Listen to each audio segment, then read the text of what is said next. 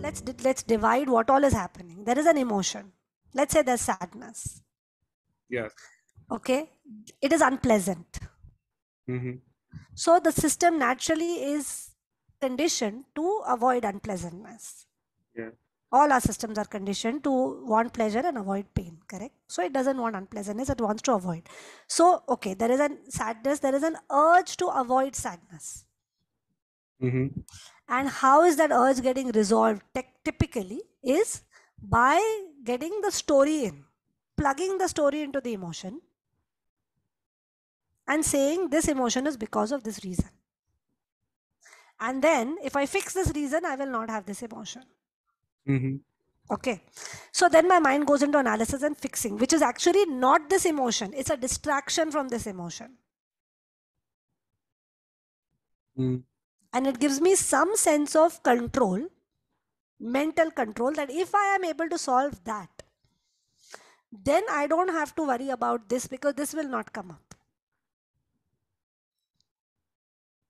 Is that right? So far, are we with the process? Yeah, I guess you tend to look at the emotion as being symptomatic of a problem and you are trying to fix that problem. Correct. Often, that emotion, even though it has occurred, that problem has made you feel a certain way. It's not that a problem has made you feel inadequate. You don't want to feel inadequate. That is the issue.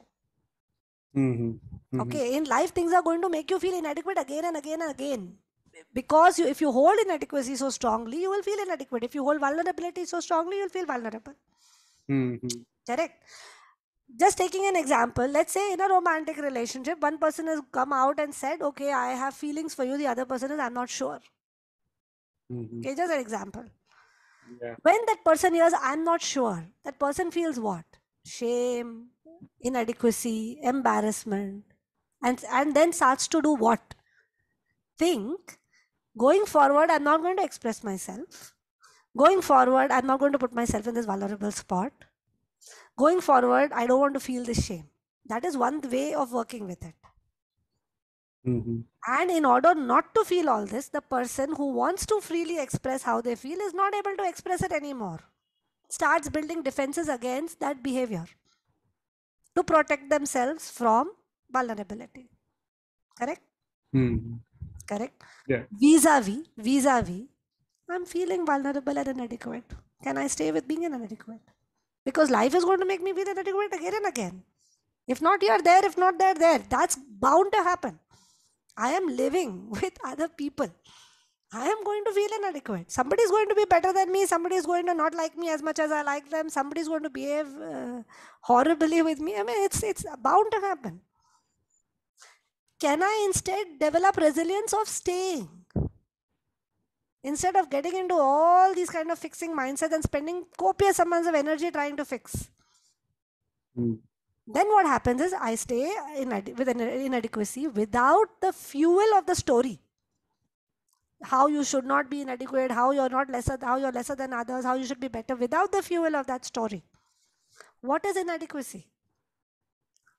A body sensation that will last for a few minutes, maybe. That's all. Mm. Are you seeing what I'm saying? Yeah. That's all it is.